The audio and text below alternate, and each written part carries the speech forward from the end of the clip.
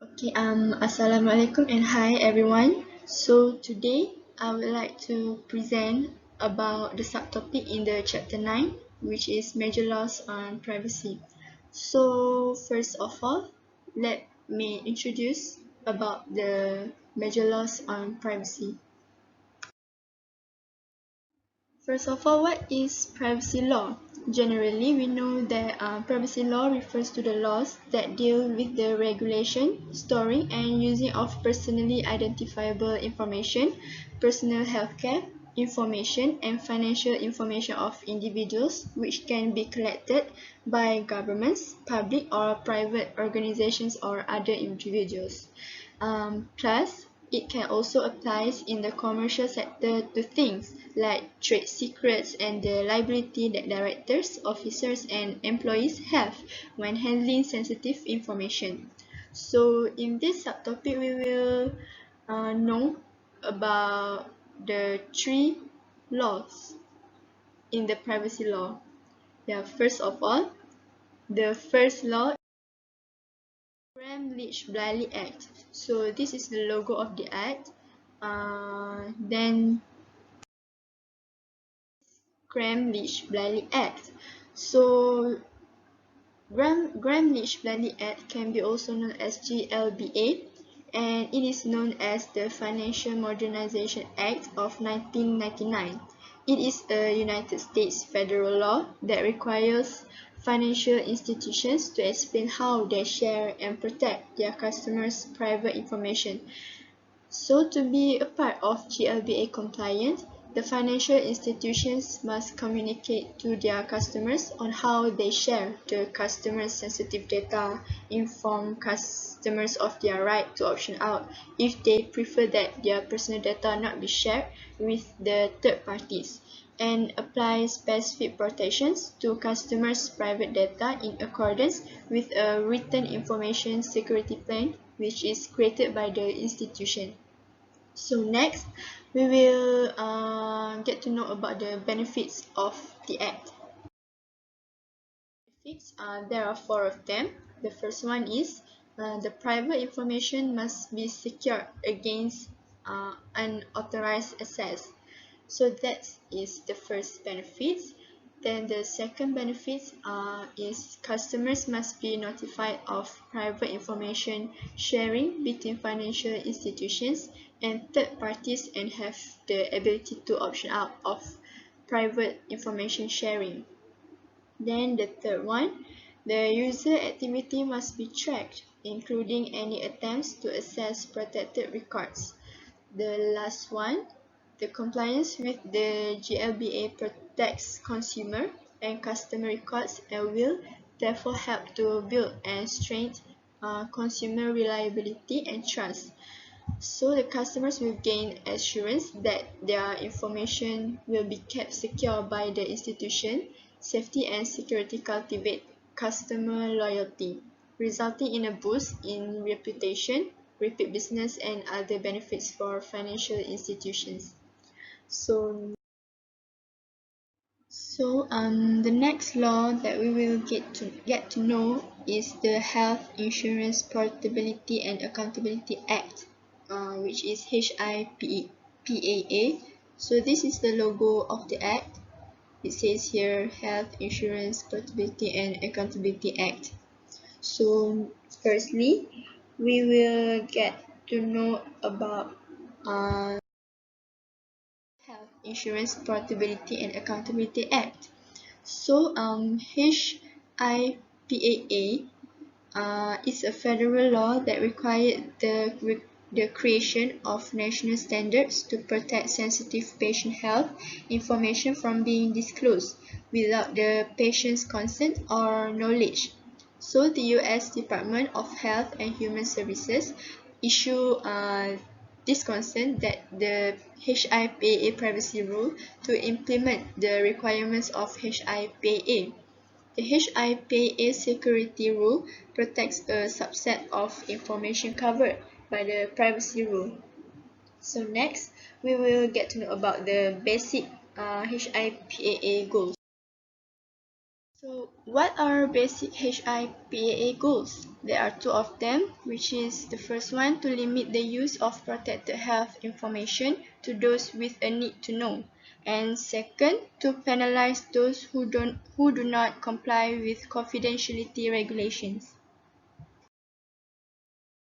Okay, so the last law that we have to know in this subtopic is the Family Educational Rights and Privacy Act, which is FERPA. So this is the logo of the act, FERPA. Then first, what is Family Educational Rights and Privacy Act, FERPA? The Family Educational Rights and Privacy Act is a federal law enacted in 1974 which protects the privacy of student education records.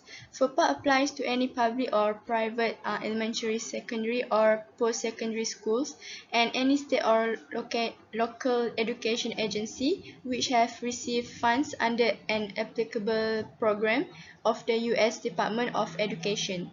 The Act serves two primary purposes. It gives parents or eligible students more control over their educational records, and it prohibits educational institutions from disclosing personally identifiable information in education records without the written consent of an eligible student or if the student is a minor. An eligible student is one who has reached age 18 or attends a school beyond the high school level. Parents and eligible students which have get the protected by the FERPA. FERPA extends certain privacy rights to parents with regard to their children's education records. These rights transfer to the child when he or she reaches the age of 18, thus becoming a student eligible for rights under FERPA. Second, parents have the right to inspect their children's education records, and eligible students have the right to inspect their own education records. A school must accommodate any inspection request within 45 days of receipt. Thank you. Assalamualaikum. My name is NURFATINHA binti Farid and I will present about my learning outcome, which is online identity. Online identity can be defined as the information that people voluntarily post about themselves online. Basically, it can either be a social identity associated with an online community or just a simple account or data that associated with online services. Internet identity can even be comprised of things like login credentials, online transactions, online search activity, medical history, date of birth, and browsing history. Who is after your online identity? Some of the entities that are interested in your private data, identity, web traffic, internet usage habit, and other sensitive information include your ISP, hackers, advertiser, government surveillance agencies. It's true. Some of those entities are legally allowed to collect your data, but in a certain cases, you yourself give your consent for that to happen. I am pretty sure that you might consent to sharing some personal information with Facebook, for instance, and might not even mind that they share it with advertisers, but doesn't get in bombarded with personalized ads. End up feeling too annoying, intrusive, and a little creepy. Plus, you do have the right to protect your privacy and online identity after all. Next, how they collect your personal data. First, ISPs can actually sell your data to advertisers for a profit and must share it with government surveillance agency or the authorities. And the second one is the government and surveillance agency like to monitor everything that you do online, which is they claim that they do it to combat terrorism and crimes. But the way they go about doing it, it is a pretty illegal itself. Edward Snowden already showed us that government agencies spy on their own citizens and break numerous laws intended to protect the privacies of individuals.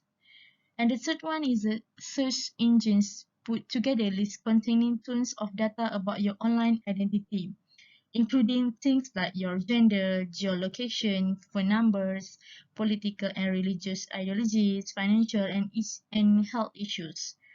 What's more, search engines also have no problem sharing that kind of info with advertisers for a profit. And the last one is speaking of hackers, they are crazy about your private data because it can help them access your bank accounts, credit cards, social profiles, and even virtually everything you have. They can even get loans in your name and run your credit ratings as well as your life.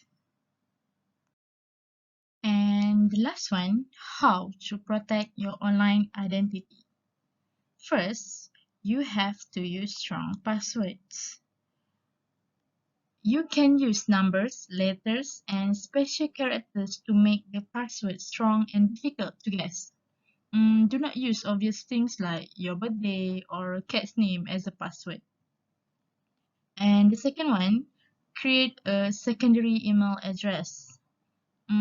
It is better to not use your email address for things like newsgroup, video games, and forums. You should only share your primary email address with people that you only know personally. And the third one, do not engage with spam email. If you get any spam email, don't respond to them. Don't click on any links or open or download any attachment. You might be redirected to a phishing websites or be exposed to malware infections.